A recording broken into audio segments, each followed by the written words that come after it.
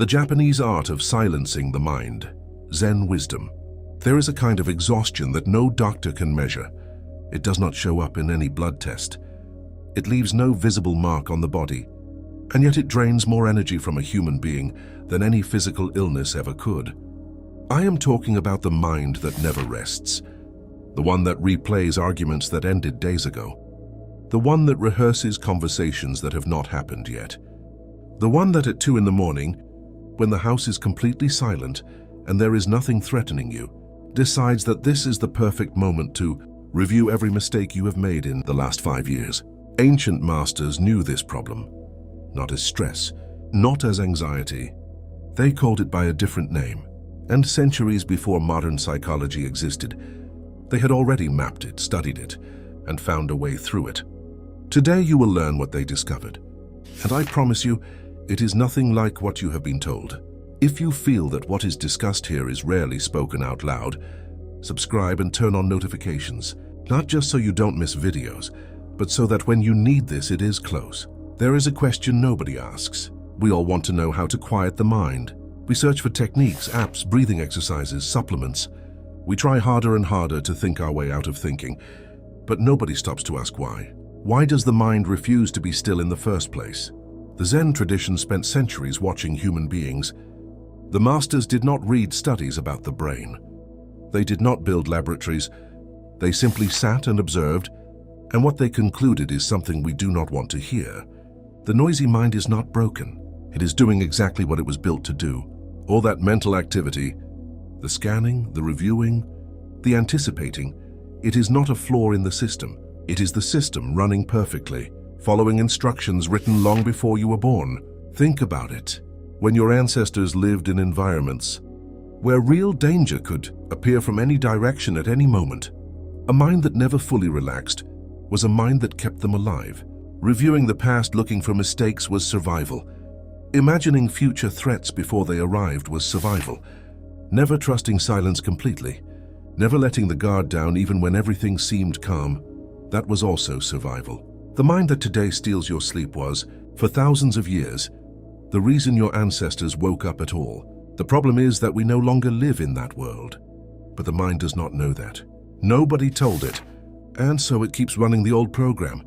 In a world where the threats it is scanning for no longer exist, Zhuangzi, the Taoist philosopher, described this with something that sounds like a riddle. He said that a fish born in water does not know what water is. Strange, right? What he meant is that the hardest thing to see is the thing you are completely surrounded by. You cannot step outside of it. You cannot observe it from a distance. It is simply the medium you exist in, invisible precisely because it is everywhere. Your mental noise is like that water. You have been swimming in it for so long that you do not see it as something separate from you. You believe you are your thoughts. You believe the voice narrating your life is you. That is the first thing the Zen masters would correct. You cannot silence the mind by using the mind. That is like trying to put out a fire by adding more wood, and then convincing yourself this time it will work. Tell me, how many times have you tried to stop thinking about something and found yourself thinking about it twice as much? There is a story told in Zen monasteries. It does not appear in any famous book. It has no known author. Perhaps that is why it has survived so long. A young monk approached his master one morning and said, "Master, my mind will not stop. I have been sitting in meditation for months and still, every time I close my eyes, the thoughts come rushing in like water through a broken dam. What am I doing wrong?" The master said nothing. He stood up, walked to the corner of the room and came back holding a wooden bowl. He filled it with water to the very edge, handed it to the monk, and said, "Walk to the other side of the garden. Do not spill a single drop." The monk walked slowly, carefully, every step measured, every breath controlled. He reached the other side. The bowl was still full. The master looked at him and asked, "Tell me, what were you thinking about while you walked?" The monk paused for only a second. Then he said, "The water, master. Only the water." The master smiled. "That is all you needed to know. The mind does not go quiet when you command it to be quiet, but it does grow still when it finds something real enough to rest on. Not a thought about a thing, the thing itself. Present, with texture, with weight, with actual existence in this moment. Neuroscientists discovered something centuries after the Zen. Monks already knew it. The default mode network, the neural system that generates the internal chatter, the replaying, the endless narration, it goes quiet automatically. When you give your full attention to something real in the world outside your head, the monks did not need brain scanners. They noticed through direct observation that fighting thoughts makes them stronger, but genuine presence dissolves them without any struggle at all. This is what the Japanese word Mushin points toward. Mushin. It cannot be translated exactly into any Western language.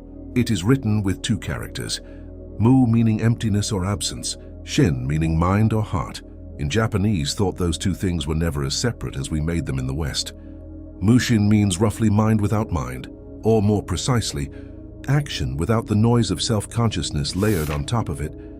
You have already touched Mushin. You simply did not have a word for it. It happens when you are so absorbed in something that you forget to narrate it. When you are cooking and you stop planning tomorrow and you are simply cutting. When you are listening to someone and you forget to prepare your response and you are simply hearing. When you are walking in a place that demands attention and there is nothing left over for the internal commentator to work with.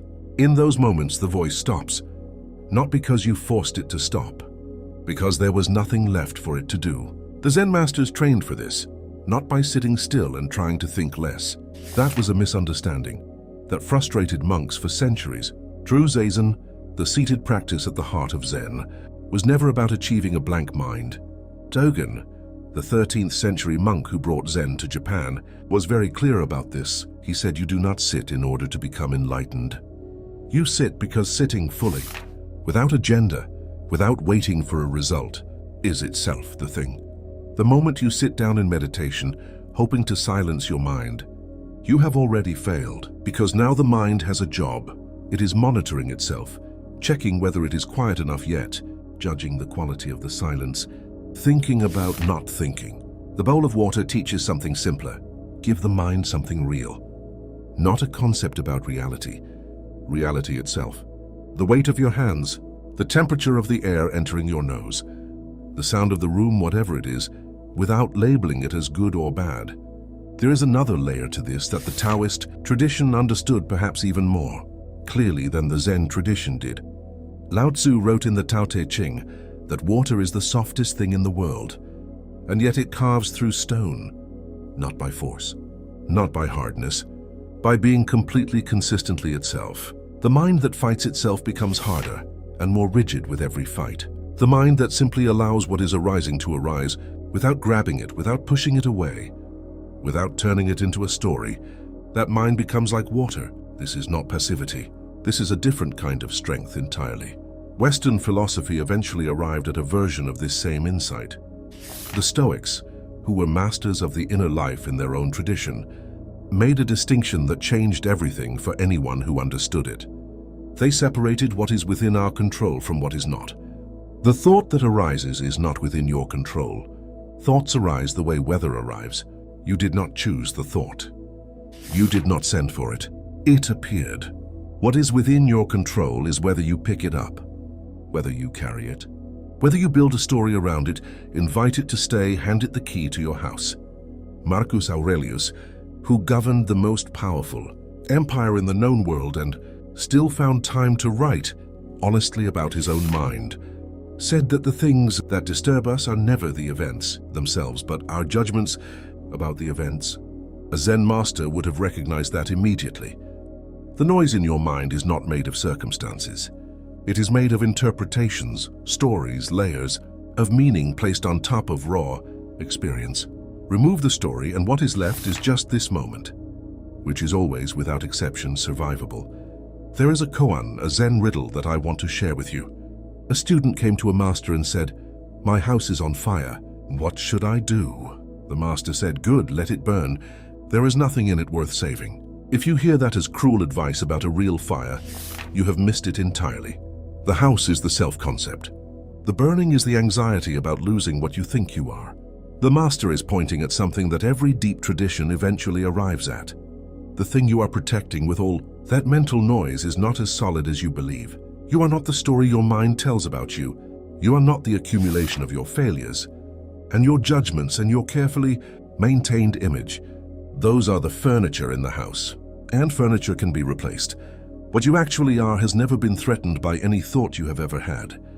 The acceptance and commitment work, developed in modern psychology, centuries after these teachers lived, converged on the same point through a completely different path. They called it cognitive diffusion, the ability to see a thought as a thought rather than as reality. You are not depressed. You are having thoughts that describe depression. You are not a failure. You are having thoughts that describe failure. That small shift, from being the thought to observing the thought, is the beginning of the space the masters kept pointing at. So what do you actually do with this? Not as a technique, not as a system, just as a living practice. You begin by noticing, not by changing anything, just by seeing what is actually happening in your own mind with the same quality of attention you might give to a river. You are watching from a bank. The river moves, thoughts move. You do not have to jump in. You choose, when you remember to choose, to place your attention on something real. Not a thought about something real. The thing itself, the cup in your hand, the person in front of you, the ground under your feet. You stop asking the mind to be quiet and start giving it something worthy of its attention. Something present, something that exists right now, rather than in the archive of the past or the projection of the future. Here, where the water is, where the weight of things is, where what is real is happening right now, without your permission and without your help. If there is one practice that embodies everything we have been describing, better than any other, it is Zazen, the seated meditation of Zen Buddhism. But to understand it, you must first unlearn almost everything contemporary culture has done. With the idea of meditation, Zazen is not a technique for reducing stress. It is not an exercise for improving concentration. It is not a productivity tool. It is not a wellness practice. Master Dogen was explicit about this. The Zazen I practice, he wrote, is not learning meditation. It is simply the Dharma gate of joyful ease. It is the practice of enlightenment fully appearing.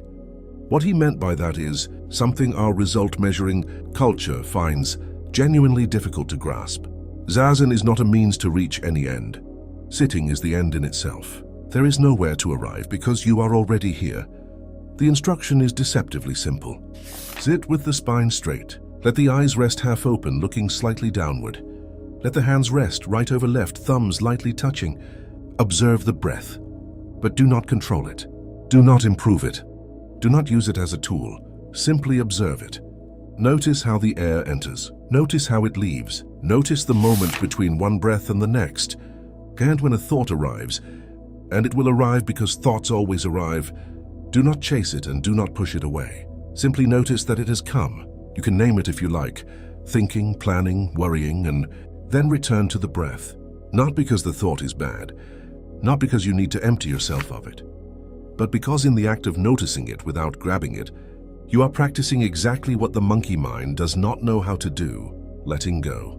What happens after weeks, months, even years of this practice is not that thoughts disappear. It is something subtler and more radical than that. Lao Tzu wrote in the Tao Te Ching something worth remembering here. Water does not defeat the rock by fighting it. It does not attack or confront. Water flows around it, over it, beneath it, finding every crack, every place where the rock is not quite as hard as it appears. And with time, the rock gives way. This happens gradually. Nobody can point to the exact moment it occurred. Zen proposes exactly this for the monkey mind. There must be no war, no suppression, no control. Something closer to what water does. Presence without resistance. Because when you stop fighting a thought, the thought loses half its energy immediately. A large part of what feeds it is you resisting it. Tell with what you are thinking that you can no longer see the difference between I am having a thought and this is the truth. When you develop the distance to see your thoughts as something that occurs in you, rather than something that you are, your relationship with yourself changes profoundly. The thought does not disappear. It is that you become slightly larger than it. There is another koan, one of the most well-known, though it is rarely explained in its full context. It says, if your house is on fire, what do you say first? The answer that the Zen tradition gives is not what you expect. It does not tell you to save the people. It does not tell you to save the irreplaceable objects. It does not tell you anything concrete. The answer it gives is this. The question itself is the burning room. What it means takes a moment to settle, as almost everything from Zen does. When the mind is in chaos and the monkey jumps, when thoughts accumulate and anxiety rises and the internal noise becomes deafening, the most common mistake is to try to resolve the chaos from inside the chaos itself, to search for the right answer when the question is the problem, to try to organize the fire instead of stepping outside it. Because stepping outside does not mean running away. It does not mean denying that there is a fire. It means taking a step back large enough to see the whole room instead of being inside the flames. That step back is exactly what Zen practice trains. It does not teach you to think better. It teaches you to know when you are burning and when you are thinking. And that distinction, apparently small, changes everything. There are people who spend decades looking for the right solution to problems that did not need a solution. They only needed distance. There are people who build elaborate systems of internal control without ever discovering that what they were searching for was exactly where they never thought to look. To close, there is something the quietest Zen masters shared that does not appear in the most cited texts or the most popular translations. It was transmitted differently, not written, lived. They held a conviction that a mind at peace is not a mind that has defeated the noise. It is a mind that has discovered that there was always something beneath the noise, something that did not arrive when the thoughts went quiet, something that was already there before, waiting with the patience of something that has never been in a hurry, because it knows it cannot be lost. I am not telling you that you will find that something if you follow certain steps. I am saying something different, that it is already there, that the practice does not create it. It only clears away what covers it. All the Zen and Taoist wisdom, all the words of Dogen and Lao Tzu and the unnamed masters, who never signed their teachings. They were never pointing at something you needed to go and find. They were pointing at something you stopped noticing because the monkey was too loud. The silence was never the destination. It was always the ground you were standing on. If something in this video stayed with you, the best way to support this channel is to share it with someone whose mind never stops. There is someone in your life right now who needs this. Subscribe to Secret Ancient Library. If you want to keep exploring ideas that are rarely spoken out loud, more is coming.